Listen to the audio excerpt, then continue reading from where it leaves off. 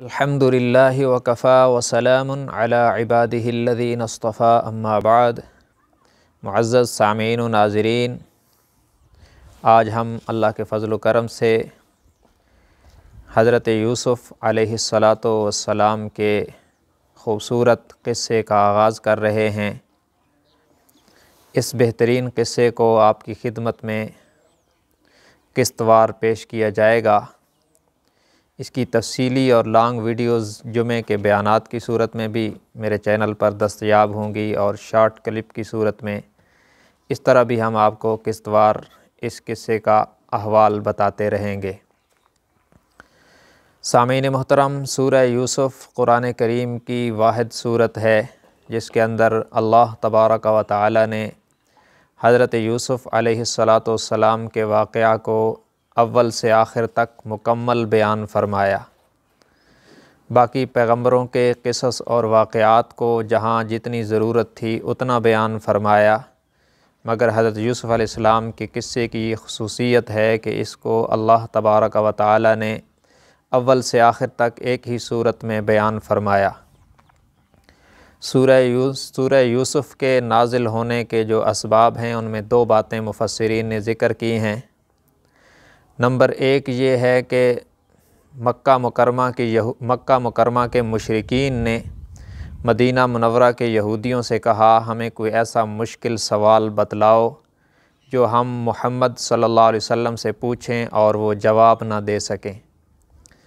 تو مدینہ منورہ کے یہودیوں نے کہا، ان سے پوچھو کہ یعقوب علیہ السلام کا اصل وطن کنعان تھا، وہ کنعان سے مصر کیسے آئے؟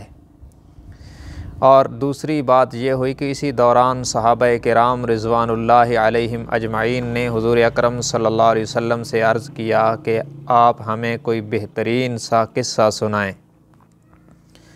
ان دو وجوہات کی بنا پر اللہ تبارک و تعالی نے سورہ یوسف کو نازل فرمایا اور اعلان کیا، لقد کان فی یوسف و اخوتہ آیات للسائلین، کہ یوسف علیہ السلام اور ان کے بھائیوں کے قصے میں پوچھنے والوں کے لیے اللہ کی قدرت کی بہت سی نشانیاں موجود ہیں۔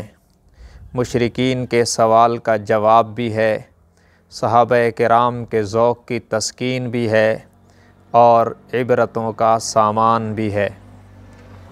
اللہ تبارک و تعالی نے سورہ یوسف میں اس قصہ کو نازل فرمایا تو اعلان کیا، نحن نقص علیک احسن القصص، کہ ہم آپ پر بہترین بیان نازل کر رہے ہیں یا بہترین قصہ نازل کر رہے ہیں۔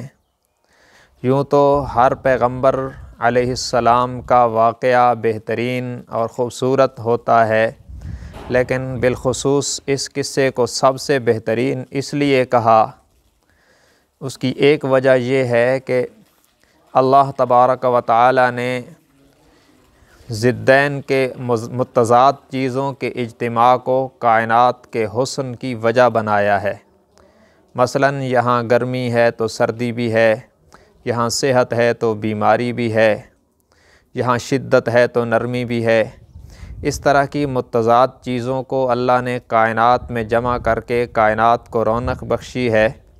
جیسا کہ کسی نے کہا، گلہائے رنگا رنگ سے ہے رونق چمن، گلہائے رنگا رنگ سے ہے رونق چمن، اے ذوق اس جہاں کو ہے زیب اختلاف سے۔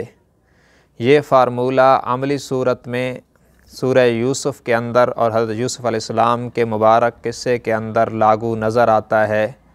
مثلاً اس سورہ مبارکہ میں ذکر ہے مالک اور مملوک کا، آقا اور غلام کا، جو دونوں متضاد ہیں۔